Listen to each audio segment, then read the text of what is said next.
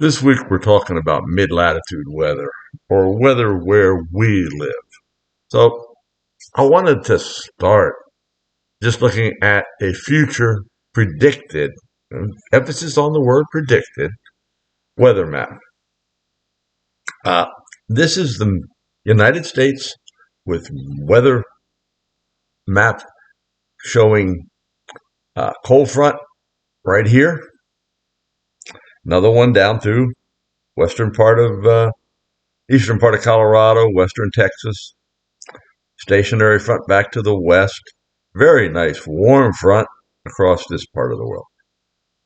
Very first thing we talk about in here is air masses. Air masses are large areas of air that all have basically the same characteristics. And they're divided, the air masses, by fronts. So I'm looking at out here to the west in this area. Notice there's snow here. This is a cold air mass. It came out of Canada. It's kind of dry, but a little bit of snow in the mountains, but not a whole lot. So it's cold and kind of dry, we'll say that. In this area, what do you have? Lots of rain, very humid weather. This air mass actually formed in the Gulf of Mexico. It's hot, humid, kind of a tropical air mass, right? Here to the north, we again have kind of a dry, high pressure that came out of Canada, been moving across to the north. Each one of these is separated by a front. That humid air mass is separated from the colder, drier air mass to the north here. And yes, there's a cold front between these two. Why is there a cold front here? Well, this air mass is actually modifying some. It's not as cold as it was. So this air mass coming in is a little bit colder. It's a different character to it. So yes, you can get a cold front moving through when you don't have any real tropical air coming in. You may be just replacing another continental polar air mass with a different continental polar air mass. And you'll notice out here is stationary. The front's not moving anywhere as well. So now that we've talked a little bit about air masses, how the heck did we get to this point? How did these things develop like this? Because remember, this is a forecast for Sunday morning. Well, I've talked a little bit about numerical models and all. We've seen a little bit about what they can forecast. Well, in this case, here are some numerical models. And what I want to show you first, let's start right here with the 300 millibars. 300 millibars is roughly the location of the jet in the wintertime. It's a little lower than in the summertime. Cold air compresses it, makes it a little denser, so it sinks towards the ground. Notice this red area. That's a jet streak. Very fast air moving towards that area. So, with that, how is this going to change? To be honest, if I looked at this map myself, what I would notice was, look up here, this, what looks like a high pressure, a clockwise circulation up in here. So I'd probably think, oh, okay, I've got a high pressure to the north. Well, I can't get this air jet is not going to go up there. It's not going to go into that high. So I'm probably going to want to come down along the west coast somewhere. I have high pressure off the southern part of the eastern United States. And I have a really strong low pressure and high pressure combination out here. So most likely this air strong jet is going to pile in this area, drop down, and eventually come back out. Well, we can actually watch that. The model depicts that. Much more detail than I could ever have come up with. But we'll take a look at that a second here. Notice the model, the jet is coming in, high winds are coming in aloft here. If you're flying an airplane out there into the Pacific, you're heading northwest, it's going to take you a long time because you're pucking some very strong headwinds there.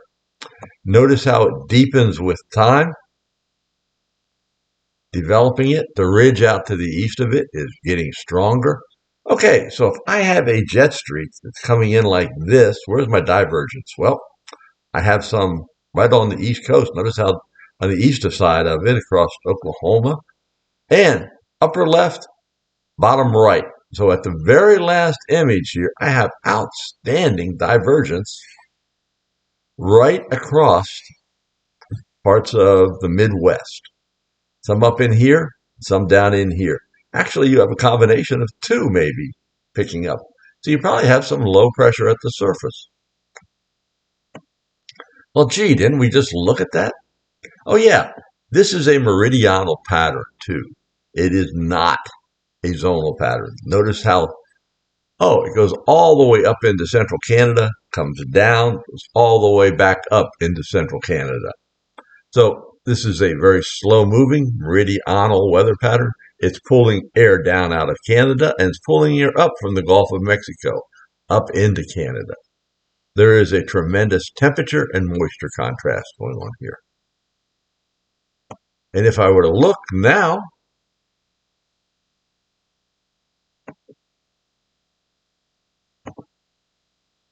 and we'll go to the last one on this, very similar time frame to what we just looked at on the jet. Well, golly, we have low pressure now developing at the surface.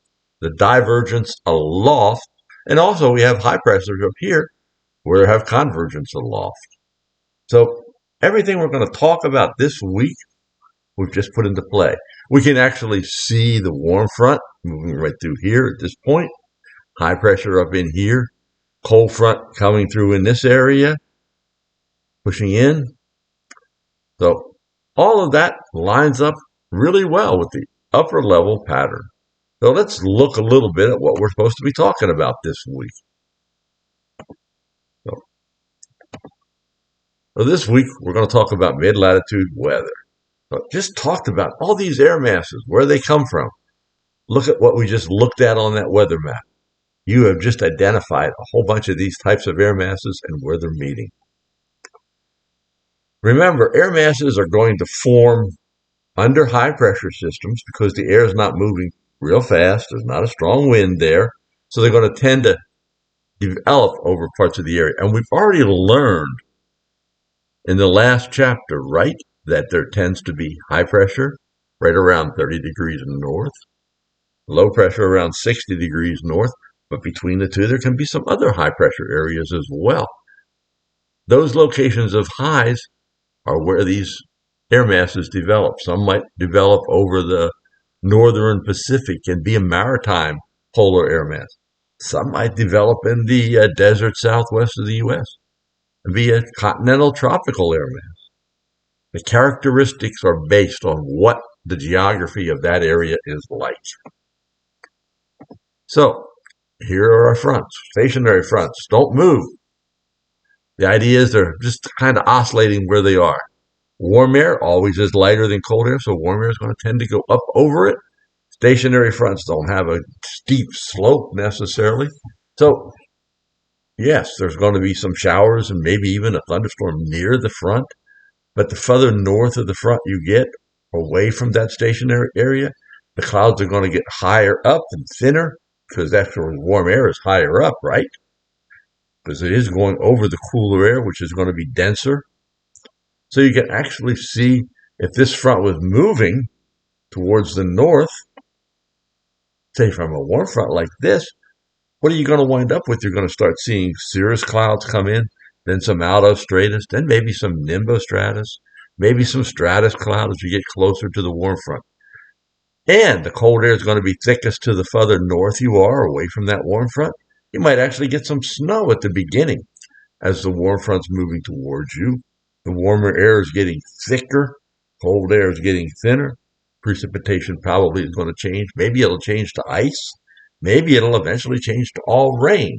It depends on how that lowest layer of cold air can work out. Cold fronts, much steeper. Warm air is going to be more pushed up rapidly. Tend to form thunderstorms more. And you can see fronts can come in all different directions. I just showed you several in the other images. These are different ones here coming down the East Coast.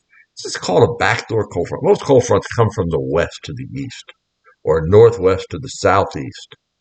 This front actually develops over northeast Canada and drops down along the eastern United States. I hate them because you think about it, that front gets down into my neck of the woods. Where's the air coming from? It's coming off the North Atlantic.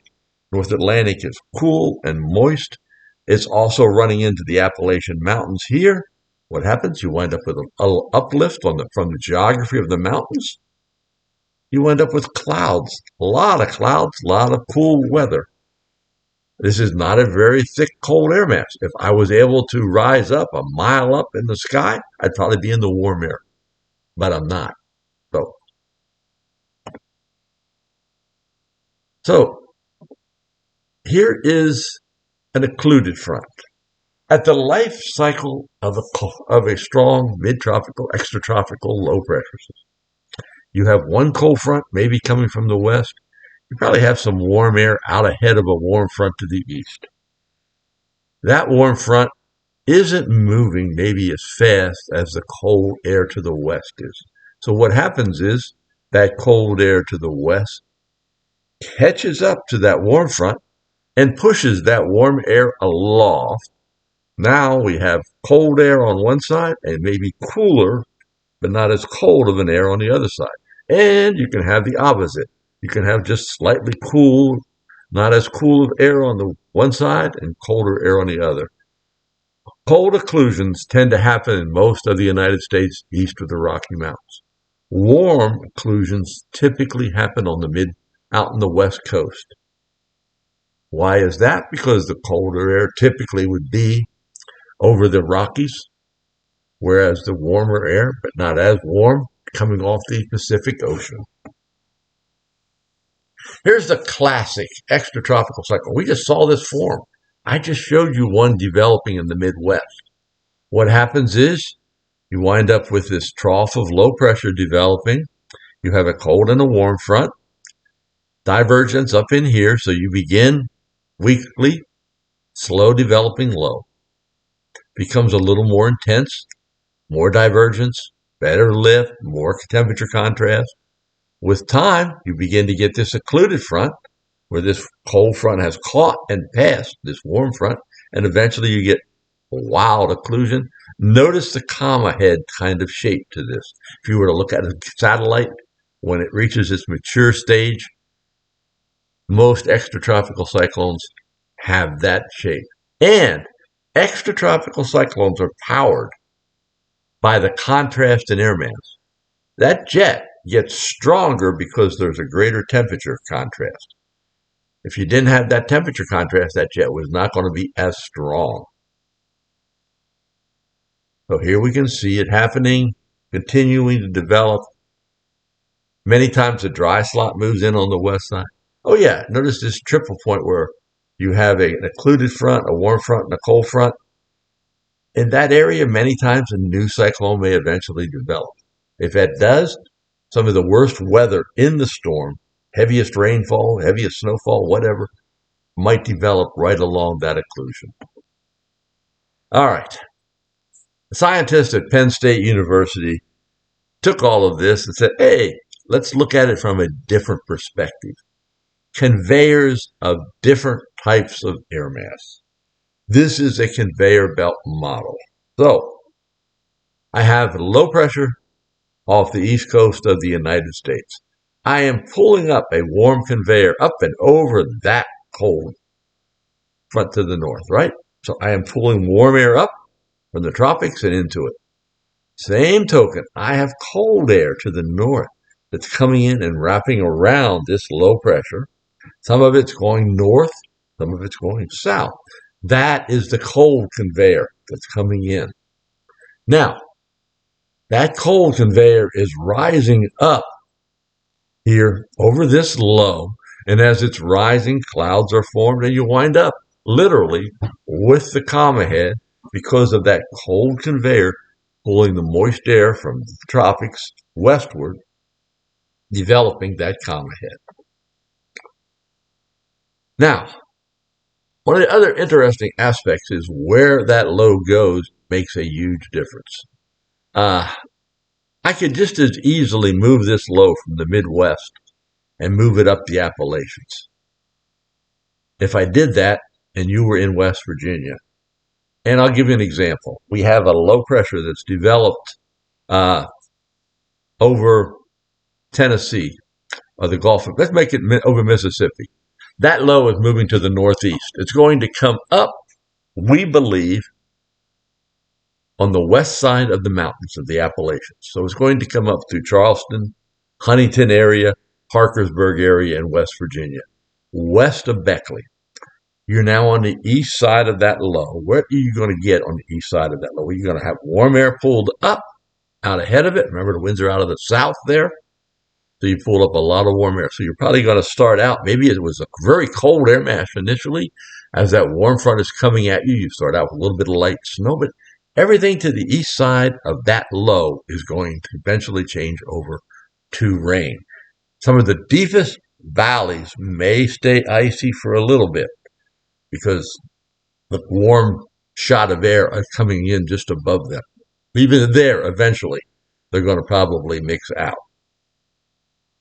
West side of that low, on the other hand, nothing but cold air coming down out of Canada, pushing down into that area. So all that precipitation and all to the west side of that low is now going to be ice. It's going to be snow typically. So let's take an issue here. And as that thing's approaching, all of a sudden, it looks like that low is now going to go on the east side of the Appalachians. Everything I just said about Beckley, maybe Charleston and Huntington being in the warm sector, we've now moved the low to the east. They're now in the cold sector. So where they were going to get rain, they're going to get snow. Where they were going to get some ice, maybe they're going to be all snow. So that is why that's not a big difference in where that low goes, maybe 100 miles. But it has a huge impact on your population areas. You can see the principal low tracks here on the East Coast. Many times we get them coming out of the Gulf of Mexico and up. Here again, we show typical front coming up, below with it. All right, these lows, extratropical lows, are cold core. That means they get more intense as you go up. They get colder as you go up, significantly colder, and there's a strong temperature contrast across them. This year, there was a weak low pressure out in this Atlantic in this early summer. That low pressure, they sent a plane into. They measured the temperature aloft across that low. What they found was, initially, there was a 4 degrees Celsius temperature change across the low. That would be a cold core system. 2 days later, same track, across the low, there was no temperature contrast. At that point, they named the system and it became a tropical or warm core system. Interestingly, warm core means that the air is warmer at the surface. So we know air expands, and we also know that pressure drops slower in the warm air. So what winds happening is you wind up with high pressure aloft, where under an extratropical cyclone, you wind up with low pressure aloft. Big difference. We just talked to them a little bit about cold core anticyclones, warm core ones as well. There are a couple of other little breezes, winds that develop in the mid-latitudes. One is a sea breeze.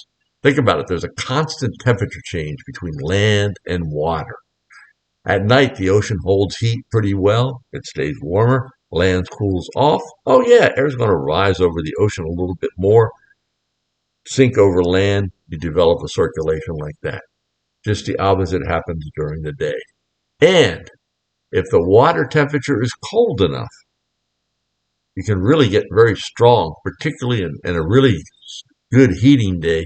Early spring, you may get a very strong lake or sea breeze. Valley breezes, are just where the mountain valleys, and we have these in West Virginia all the time, depending on how the sun hits the valley or the mountain, develops warm spots. Those warm spots tend to rise the air up. Air follows circulation. Chinooks develop really over the Appalachians. We get them sometimes, where very cold air comes into the West Virginia mountains, sinks on the east side of them, and yes, it's only 3,000 feet or 2,000 feet drop, but the temperature has maybe warmed 5 to 10 degrees. So instead of being below zero, which was on the west side of the Appalachians, it's actually 20 to 30 degrees on the east side. That is a Chinook. It happens in the mountains, Rocky Mountains, much more, really is noticeable. And guess what? The Santa Ana winds are a Chinook wind. They come down off the mountains into Los Angeles. They're starting at an elevation of around 10,000 feet. They're relatively actually warm from a high pressure system sitting there. They get warmer and drier because they're coming down the hill. That is why the fire danger goes up greatly. The winds are very strong because gravity tends to pull that air down. So those are the types of circulations we deal with in the mid-latitude. All of this incorporates everything you've learned so far. So I hope you got a little bit out of it. Let me know if you still have a lot of questions, which you might.